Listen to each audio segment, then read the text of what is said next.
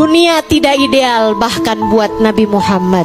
Nabi meninggal di usia 63 tahun. Tua apa nggak tua? Nggak tua. 63 tahun teman-teman. Dulu saya kirain kayak tua gitu. Ternyata enggak, suami saya udah mau deket 60 tahun. Liatin suami saya kayak tuaan saya dari dia. Masya Allah. Ternyata nggak tua-tua amat. 63 tahun tuh nggak tua. Tapi Nabi meskipun meninggal di usia 63 tahun, sudah menguburkan 6 dari ke-7 putra-putri beliau.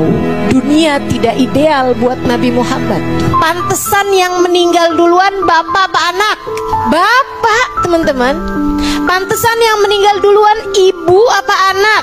Ibu, teman-teman saya sekalian. Kamu kan selalu ngelihat anakmu dengan nak nanti kalau mama meninggal, nak nanti kalau mama meninggal. Saudaraku sekalian, Nabi Muhammad nggak bisa bilang begitu kepada anak-anaknya karena semua anak-anaknya Nabi Muhammad sendiri yang menguburkan. Kecuali Sayyidah Fatimah yang meninggal 6 bulan sesudah wafatnya Nabi besar Muhammad SAW. Nabi itu kalau saya liatin tiap sangat dekat sama orang-orangnya meninggal dunia. Nabi saatnya dekat sama ayahnya meninggal sebelum beliau lahir, bahkan hingga belum sempat kenal. Saat dekat sama ibunya meninggal. Saat dekat sama kakeknya meninggal. Nikah sama Sayyidah Khadijah, siapa duluan yang meninggal? Nabi atau Sayyidah Khadijah? Sayyidah Khadijah. Saya ikut sekalian, putra-putrinya semua, sekali lagi semua, kecuali Sayyidah Fatimah. Punya Qasim, Nabi Muhammad kuburin Qasim. Punya Abdullah, Nabi Muhammad kuburin Abdullah. Lahir paling belakangan Ibrahim, anak laki-lakinya sudah Islam, Nabi Muhammad sendiri yang menguburkannya. Punya Zainab, Nabi Muhammad kuburkan Zainab. Punya Ruqayyah, Nabi Muhammad kuburkan Ruqayyah. Punya Ummu Kalthum, Nabi Muhammad kuburkan Ummu Kalthum. Dunia tidak ideal buat Nabi Muhammad. Kamu mau berharap apa dari dunia? Kepengen hidupmu senang terus-terusan? Gak ada ceritanya, teman-teman. Dunia bahkan sekali lagi tidak ideal buat manusia paling tercinta di sisi Allah Subhanahu wa Ta'ala. Bagaimana kamu berharap bisa duniamu ideal? Gak mungkin, gak mungkin, gak mungkin. Diuji pasti diuji. Entah miskin, entah sakit, entah sulit. Kan begitu? Orang yang kita cintai meninggalkan kita, orang kita sayangi meninggal dunia. Hakadat dunia. Emang kayak gitu ceritanya dunia. Saya kalau ngadu sama guru saya tentang suatu hal dari urusan-urusan dunia gitu kan, kayak sekarang belum ada anak nih Hubaba. Hakadat dunia Halimah. Dunia emang kayak gitu Halimah. Mau ngarep apa? Semua diuji, semua dengan masalah masing-masing. Jangan sok merasa kamu paling gede ujiannya. Yang paling gede ujiannya Nabi Muhammad. Jangan juga ngerasa bahwa hidup akan baik-baik aja terus-terusan. Nggak mungkin juga. Bahkan kepada Nabi Muhammad aja nggak gitu. Saya tuh sampai sering mikir loh, kenapa ya Allah tuh ngasih ujian menabi gedenya luar biasa. Kayak semua jenis ujian pernah dirasakan sama Nabi Muhammad, sampai ke mentoknya gitu.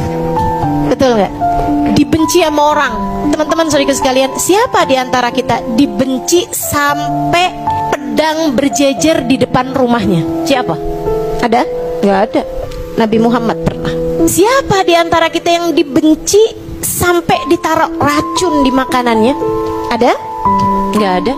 Siapa di antara kita yang dibenci orang sampai diusir dari kota tempat tinggal? 53 tahun beliau hidup di sana. Ada? Yang sampai diusir dari condet ada? Nggak ada, sayang sekalian. Tapi Nabi Muhammad iya. Kenapa Nabi mengalami semua ujian-ujian berat? Sebab dokter yang hebat, ia mengalami apa yang dikeluhkan oleh pasiennya. Ia pernah mengalami semua, merasakan semua yang dirasakan pasiennya. Dia bakal jadi dokter yang hebat. Dan Nabi Muhammad Allah persiapkan buat kita umatnya. teman-teman. Karenanya Allah berikan kepada Nabi Muhammad semua jenis musibah-musibah berat, agar di saat kamu sedang ditimpa musibah apapun aja bentuknya, kamu bisa bilang, ya Rasulullah, assalatu wassalamu alaika ya sayyidi ya Rasulullah, khud biyadi qallat hilati adrikni ya Rasulullah.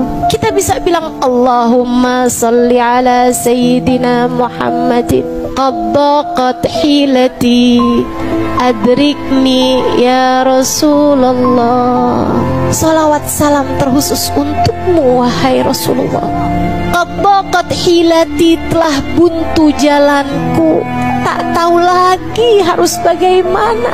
Adrikni ya Rasulullah, tolong selamatkan aku dengan syafaatmu wahai Rasulullah. Dan saat itu Nabi menjadi satu-satunya orang yang akan berkata kepadamu, aku mengerti perasaanmu, sebab aku pernah mengalami bahkan yang lebih berat darimu.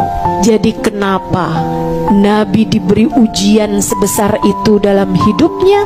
Karena rahmat Allah kepada kita umatnya, agar kita umatnya tak pernah perlu merasa sendirian menghadapi apapun yang terjadi dalam kehidupan.